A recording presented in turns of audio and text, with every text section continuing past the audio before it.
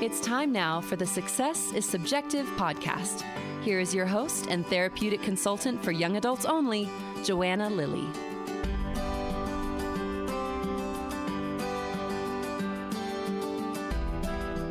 Hi, and welcome to the show. If you're new here, I'm glad to have you. This podcast was formed to collectively build a bank of stories from normal people sharing their nonlinear paths.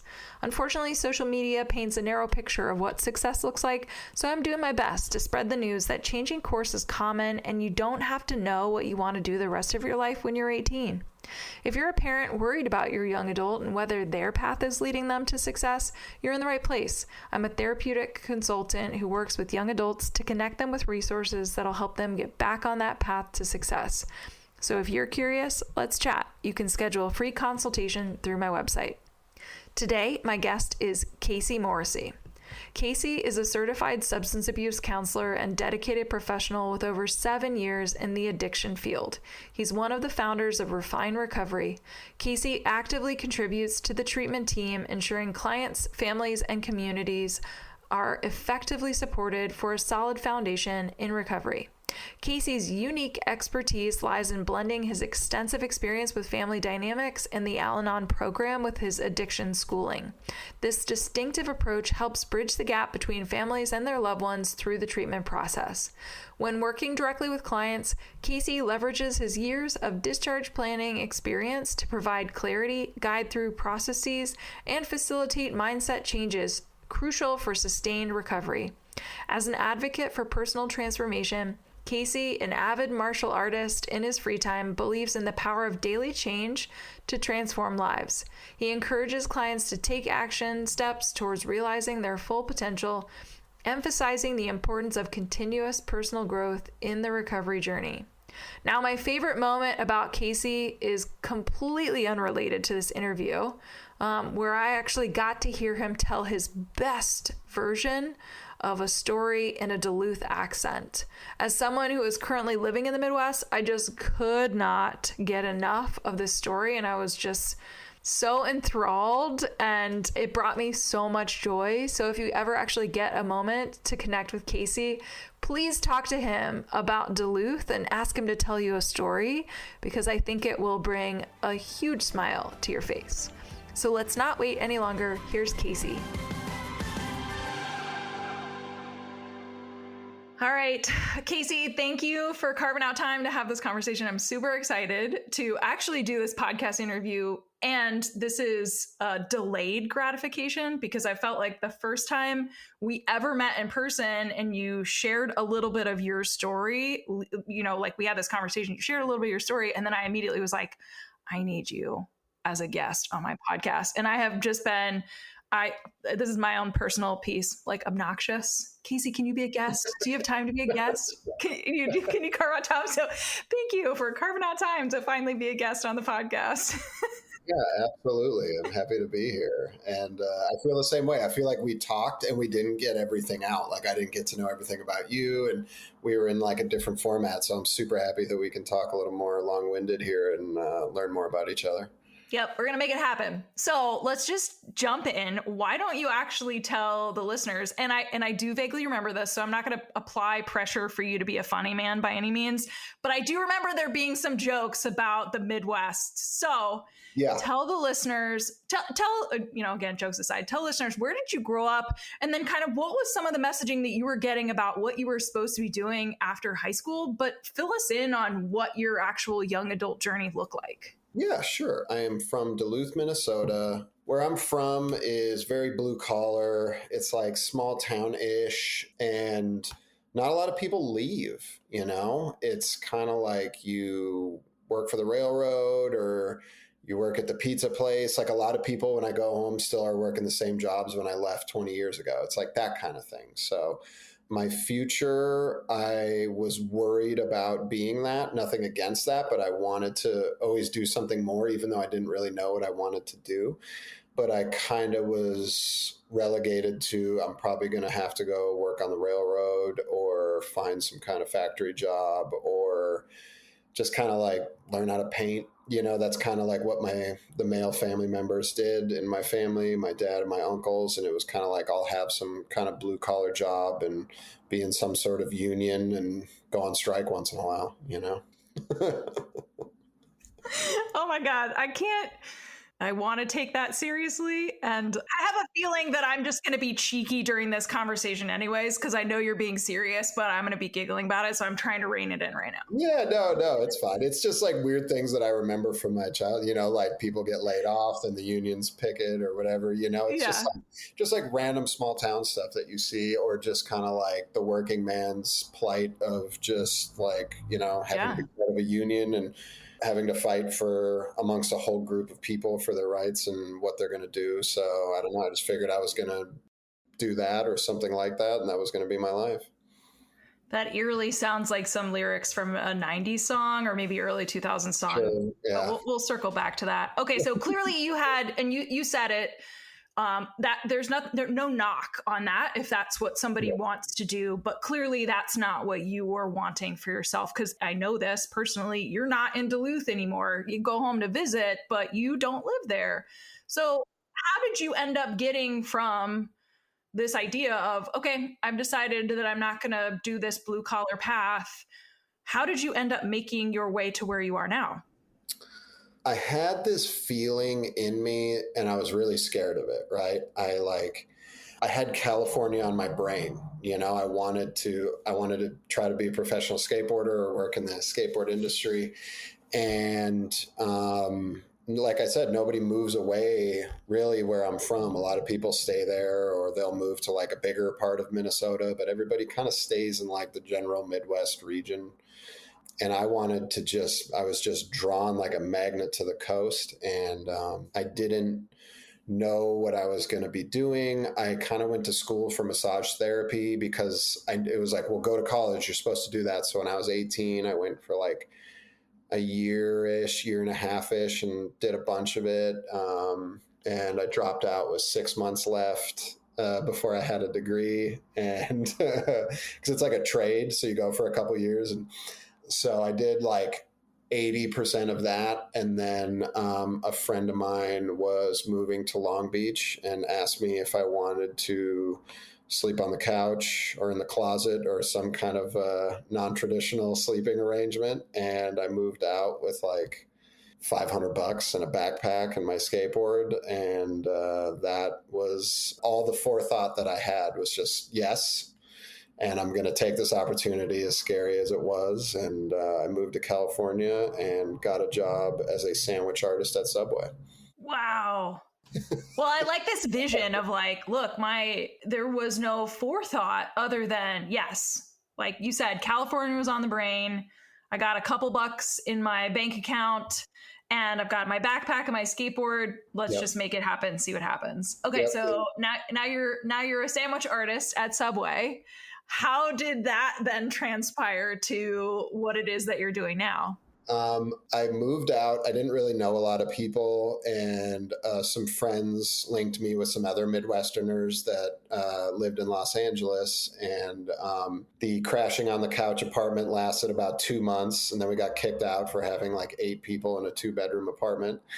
And then I called one of the guys that my friends had linked me up with, and turns out he ran the biggest skateboard shop in LA and let me crash on his couch. And I got a job by absolute happenstance at the most renowned skate shop in Los Angeles. And I had the fortune, it's called Val Surf. And I got to work my way up there and became a manager. Then I became the buyer, and I basically got to like live all my dreams. I got my dream job somehow. So. And you're still not doing that anymore, though, right? No. This is life is all about the like twists and turns. So I'm just going to ask this already, like leading to where you are at this point in your young adult journey, was there anything in hindsight that you would have changed? Like if you were looking back and you're like, okay, 18 to, up to being the buyer at the surf shop, was there anything that you would have adjusted if you could go back and change? No, it was perfect. It like, okay. Now being an adult, it's like, yeah, I wish I did have like a massage therapy degree to like, like there's certain things like that where I was like, you were this close, dude. But also if I wouldn't have moved at the time, I wouldn't have met the people at the time. There wouldn't have been the job opening at the time. I'm not big on everything's about fate or everything comes in. I feel like that the universe really like put me where I needed to be, and that magnetic attraction that I would wake up every day and think about, like, I got to go to California. I have to get out of here. I have to get out of here. I have to get out of here. It was the first time in my life that I like listened to it, and it was there for a reason. So I think the universe, banged me over the head at the exact time it was supposed to. So, and also working at Subway was like, I think exactly what I needed. I needed like humble pie. I needed like to learn that, you are not special. And then also by doing that, I feel like something special came to me when I would be mentally able to, have that. I think if I didn't go low and have to work some job I hated, the dream job wouldn't have been as sweet. So. Yeah. And I actually feel like and you probably agree, a lot of the young adults that we're working with nowadays really have skipped that part, right? Or they're avoidant of this idea of the sandwich artist because it's beneath them, and their expectations or visions and their skill set are really out of alignment. Like, dude, you have literally no work experience and you think you're going to be the manager at this premier skate shop? Like, what the fuck? Yeah. Yeah. And like, I worked at a pizza place. I washed dishes. I worked in a concession stand in high school. There is something weird about that where I feel like there's a part that I understand though. I think there's a lot of compare and contrast with social media where people are doing all these special things. And then, when you go clock in at Subway, it doesn't feel special. When you go work at a concession stand or clean toilets, and I was a janitor for a while at a golf course. Like, I didn't really feel special, but I didn't have a compare and contrast to the rest of the world and people my age to probably have that with. Yeah. I think a lot of people see like a 17-year-old kid that's like who they're following on Instagram or whatever, and they're like playing video games and getting paid $100K to do it or whatever. There's just all these like weird comparisons and people posting the best parts of their lives. But also, if I didn't have that foundation of like a real work ethic, and also it was a kick in the ass to want to go, like, I don't want to do this forever. Like, this is okay, but like, I want to do something more. And I feel like it made me be able to, pull the proverbial trigger when I had that feeling and that thought of like, I want to do this. It was like, I wasn't worried about losing this because I had that. And it was like, no, I'm going to try. And like, worst comes to worst, I can come back here. So like, I don't know.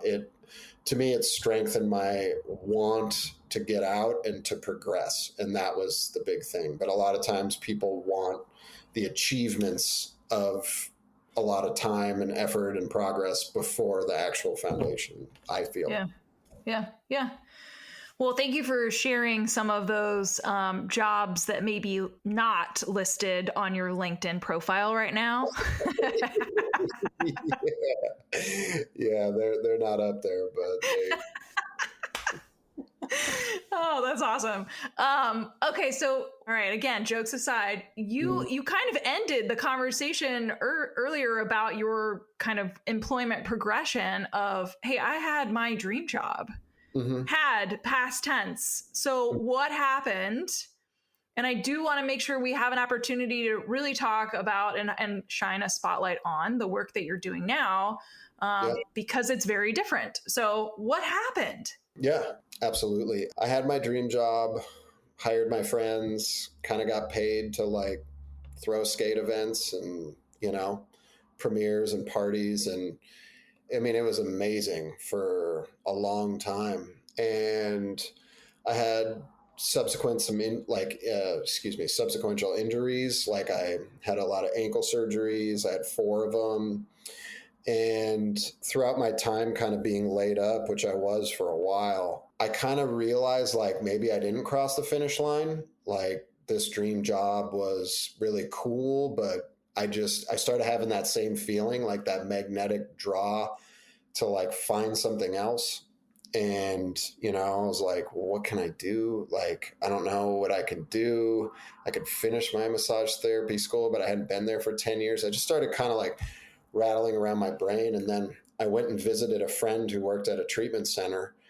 And I got stuck in traffic, to be totally honest. It was Los Angeles. It was 5:00 when I was about to leave. And my friend was like, bro, you're going to get stuck in traffic. I'm going to go run this group. Like, about some of this stuff. Like, do you want to just come sit in, because he knew my family history and that there was some substance use there. And I was like, sure. Yeah, whatever. It's better than sitting in traffic, I guess. And I sat in on a process group and light bulb went off. There's only been 2 times that I felt that magnetic force to go and do this thing. And I went back to school, got like a substance use counseling certification, and just all points and arrows were like going north, just like go work in treatment. So I left my dream job where I made more money and had a gas card and life was really easy.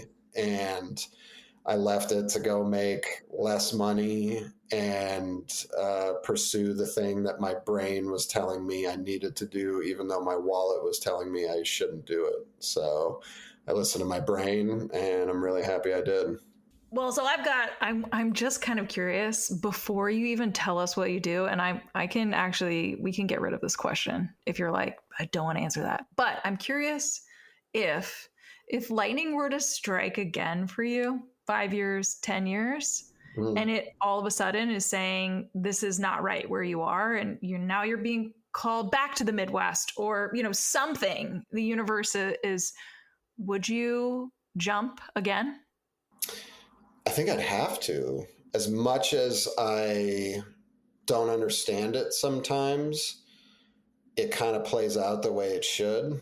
And I kind of see it a year, 2 years, 3 years, 5 years later. I kind of see like what the chain of events is. And also I feel like if I'm doing the thing I'm doing now, I really shouldn't be half in.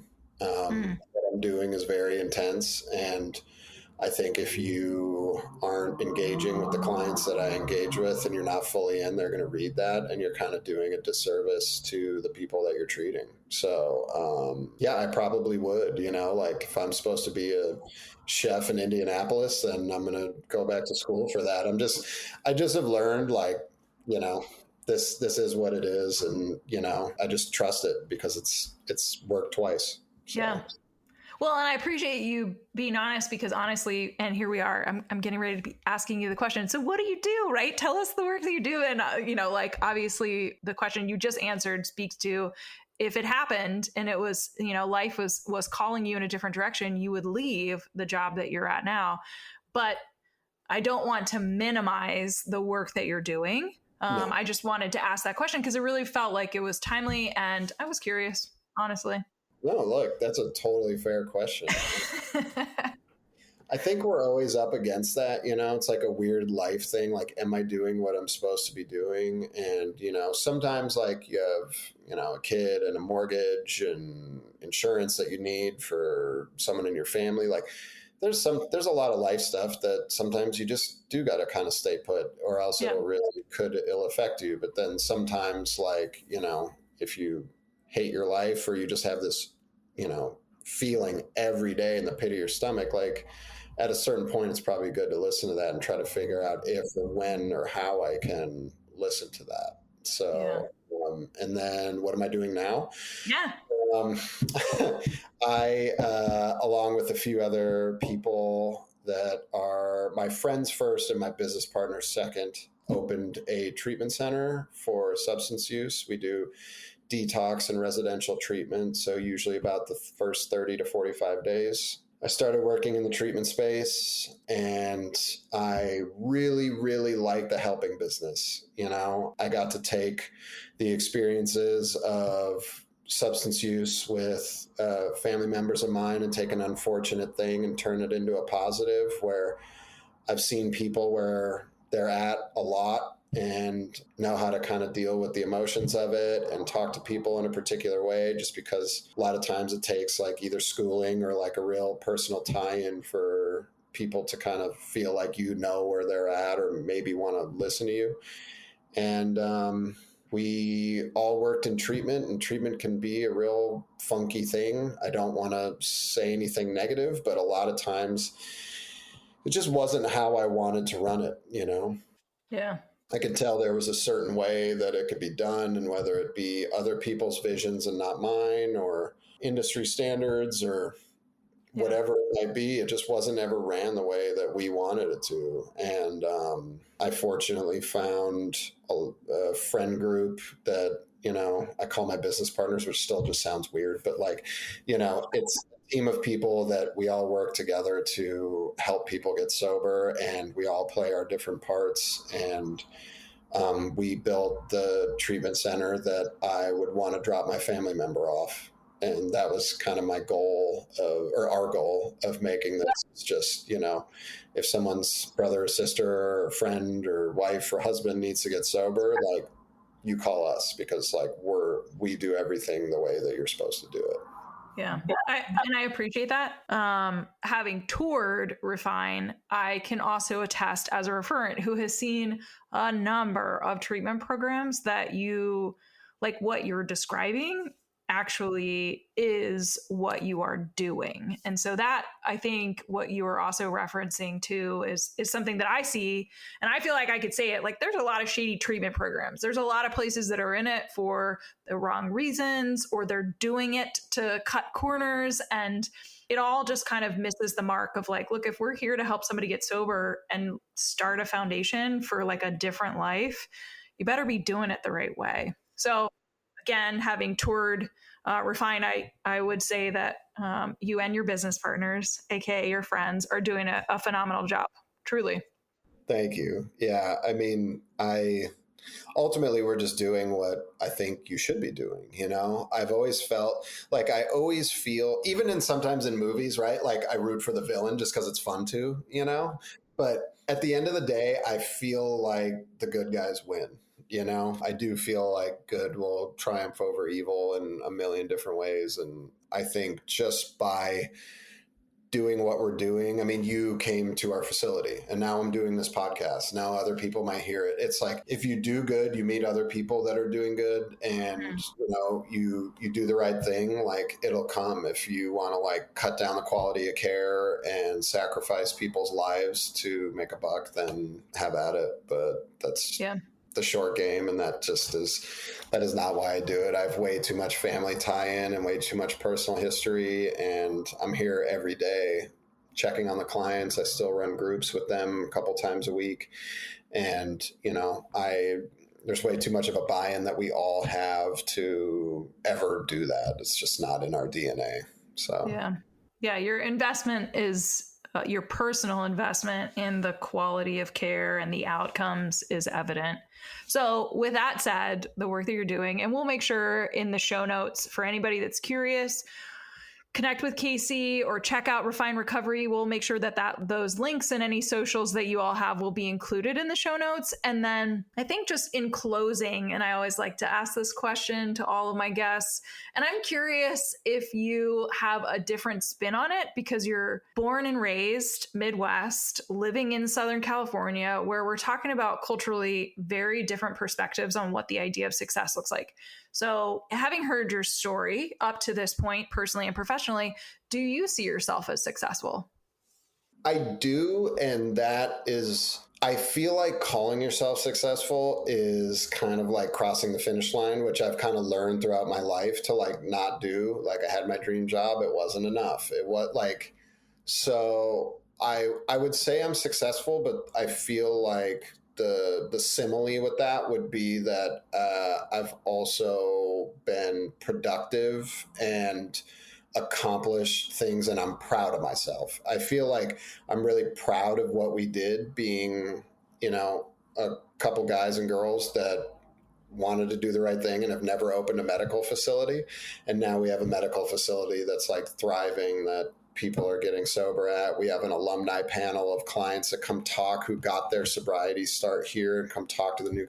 I would say I'm successful in that sense, to where I'm really proud of what we've done. And to me, if success is sober clients and people who got their lives back, I get, we have alumni panels come a couple times a month, and they are full of people who I once saw at their worst and now are coming and telling all the other people that, like, this is possible. So, and then, in my own personal life, yes, I think I feel like when you're young, you're like, how am I going to do this? How am I going to buy a house? How am I going to do, and I think the action of like what to do sometimes can kind of freeze people from doing all the things and taking the steps, and honestly taking risk. That's the other thing too.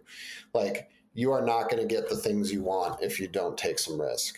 And I've fortunately rolled the dice, and I'm a big fan of fortune favors the bold, like, it worked out well for me, and that's the perspective that I have. But I really want to, I guess, emphasize that success to me is not a dollar amount. And you can attest to this too, being a professional in the same. Yeah. A lot of times the people that we help are people who are in a way bigger tax bracket than myself and have the cars, have the houses. And something that I've kind of learned is success to me is more so a feeling in here. Do I feel like I'm waking up and doing something every day? And honestly, that's really subjective to each person, So for me, I'm in the treatment center that I helped start, and I just talked to some clients, and I can look at myself or my day today and be like, I feel like I am successful, but it's more because I'm proud of what I've done and not the dollar amount that I make. Well, Casey, I feel like I could probably carry this conversation, continue the conversation by asking you a ton more questions. But I think that that's actually a good ending point. And it feels like an invitation. What you just shared was riddled with advice, not just you sharing your own kind of perspective, but I think it really applies to a lot of the listeners, both the young adults directly and the parents of young adults that we work with. And so thank you for sharing that. I feel like it's a good pausing point. And I hope that anybody that's listening, that regardless of where they're from or what it is that they're kind of wrestling with, I do hope that they reach out to you, even you personally or for Refine. But regardless, this is an invitation. I hope it's okay that I'm extending that for you. What little I know about you, I feel like you're the type of person to be like, hey, come on, give me a call. Great. You email me. We're good. Yeah, I'll happily have a conversation with you. So thank you again. Absolutely. If anybody ever needs anything or has any questions, or the worst thing to do is not to take the first step, and I'll be happy to answer anything and give you a call and, email me, whatever you want to do, and I'll reach out. And thank you for having me. I really appreciate it. Thanks, Casey. That's it for this week's Success is Subjective episode. We want to thank our guest for joining Joanna on the show this week and for being willing to share your journey. This podcast would not exist if it weren't for people such as yourself. Stay tuned for our next episode, where you can bet it'll be another amazing human sharing their personal story with the world. Make sure you check out the show notes, where you will find contact information, website details, and all social media for our guest.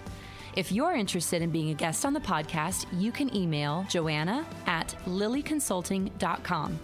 Be sure to check out the lillyconsulting.com website for additional resources outside of podcasting. Now, if you're listening to the show on Apple Podcasts, please subscribe. And while you're at it, feel free to leave a review. You can also download to listen to the Success is Subjective podcast on other popular podcast apps, such as Audible, Google Podcast, iHeartRadio, Spotify, Stitcher, and TuneIn Radio. Thanks again for listening in, and remember, there is no single path through life. Success is what you make it.